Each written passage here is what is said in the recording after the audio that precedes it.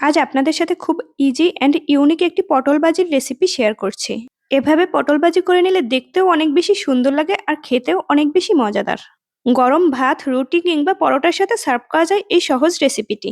Hello everyone, আসসালামু আলাইকুম, welcome to Tammi's kitchen. আর তাম্মিস কিচেন মানেই অনন্য স্বাদের সহজ রেসিপি। আজ কোনো মাছ মাংস নয়, আজ একটি সবজির রেসিপি নিয়ে হাজির হয়েছি। পটল ভাজি করার জন্য প্রথমে বড় সাইজের কয়েকটি পটল নিয়ে নিতে হবে। আমি এখানে জাস্ট 3 থেকে 4টা পটল নিয়ে নিব। যারা ভিডিওটি দেখছেন অবশ্যই চ্যানেলটিকে সাবস্ক্রাইব করে দেবেন। পটলগুলোকে চামচের সাহায্যে একটু খোসা ছাড়িয়ে নিয়ে আমি দেখুন কিভাবে কেটে নিয়েছি। আপনারা ঠিক সেম প্রসেসে সবগুলো পটলকে কেটে নেবেন।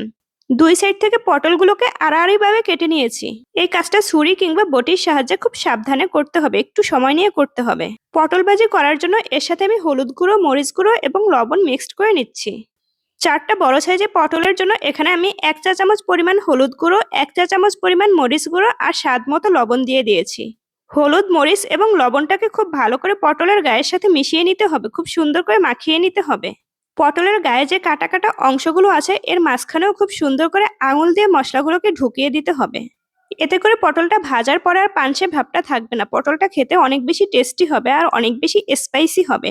মশলাটাকে খুব ভালো করে মাখিয়ে নিয়ে এই পর্যায়ে আমি এটাকে ভাজার জন্য চলে যাব। ফ্রাই প্যানে সরিষার তেল দিয়ে তেলটাকে অল্প আঁচে একটু গরম করে নেব। আপনারা চাইলে এখানে সয়াবিন তেলটাকেও ইউজ করতে পারেন। তেলটা গরম হয়ে গেলে এখানে আমি পর্যায়ক্রমে সবগুলো পটলকে দিয়ে দিচ্ছি। পটলগুলোকে দিয়ে মিডিয়াম লো হিটে কিছুক্ষণের জন্য ফ্রাই করে নিতে হবে।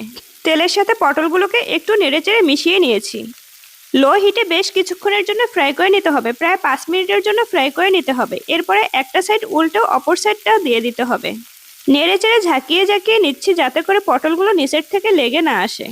পটলগুলো ভালোভাবে যাতে কুক হয়ে যায় সেজন্য আমি কিছুক্ষণের জন্য একটু ঢাকনা দিয়ে ঢেকে রাখছি। যেহেতু পটল ভাজি করার জন্য আমি পটলটাকে আস্ত কেটে নিয়েছি, তাই আমি এখানে একটু ঢাকনা দিয়ে দিচ্ছি যাতে করে পটলগুলো খুব ভালো করে কুক হয়ে যায়। পটলের একটা সাইড খুব ভালো করে হয়ে গেলে আমি অপর সাইড উল্টে দিচ্ছি।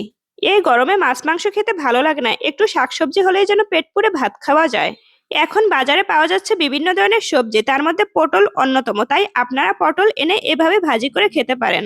বিশেষ করে যখন মাছ মাংস রান্না করতে ইচ্ছে করে না, হাতে সময় কম থাকে, খুব সহজে ঝটপট এভাবে পটল ভাজি করে নেওয়া যায়। এই পটলটা আপনি চাইলে ভাত, রুটি, ফ্রাইড রাইস, খিচুড়ি কিংবা পোলাওয়ের সাথেও সার্ভ করতে পারবেন। বাসায় গেস্ট আসলে ইউনিক এই রেসিপিটি যদি আপনারা একবার তৈরি করে দেন তারা নিশ্চয়ই অনেক বেশি পছন্দ করবে। পটল ভাজিটাকে আরো বেশি সুস্বাদু করার জন্য এখানে আমি দিয়ে দিচ্ছি 1 কাপ পরিমাণ পেঁয়াজ কুচি। পটলগুলোর সাথে পেঁয়াজগুলোকেও খুব ভালো করে ভাজি করে নিতে হবে। একটু সময় নিয়ে নেড়েচেড়ে আমি এই হালকা তেলের সাথে পেঁয়াজগুলোকে ভাজি করে নিব। এভাবে রান্না করলে পটল ভাজিটা খেতেও অনেক বেশি সুস্বাদু হবে। পটলের সাথেই পেঁয়াজগুলোকে ভাজি করার কারণে পটল থেকে অনেক সুন্দর একটি ফ্লেভার আসবে। পেঁয়াজগুলো যাতে একটু নরম হয়ে যায় সেজন্য আমি ঢাকনা দিয়ে কিছুক্ষণের জন্য ঢেকে দিব। ঢাকনা তুলে আরো 2 থেকে 3 মিনিটের জন্য এটাকে খুব ভালো করে ফ্রাই করে নিতে হবে। এই পর্যায়ে আমি পটলের সাথে অ্যাড করব কয়েকটা শুকনো মরিচ, কালো জিরা আর জিরার ফোড়ন। সবকিছুকে খুব ভালো করে মিশিয়ে কিছুক্ষণের জন্য ফ্রাই করে নিতে হবে। আসলে এই রান্নাটা অনেক বেশি ইজি, তবে একটু সময় নিয়ে ফ্রাই করতে হবে যাতে করে সবগুলো পটল একেবারে খুব ভালোভাবে কুক হয়ে যায়। আমি যেই প্রসেসে পটলগুলোকে ভাজি করছি আপনারা ঠিক সেম প্রসেসে করবেন, এতে করে পটলের কালারটা একদম পারফেক্ট থাকবে।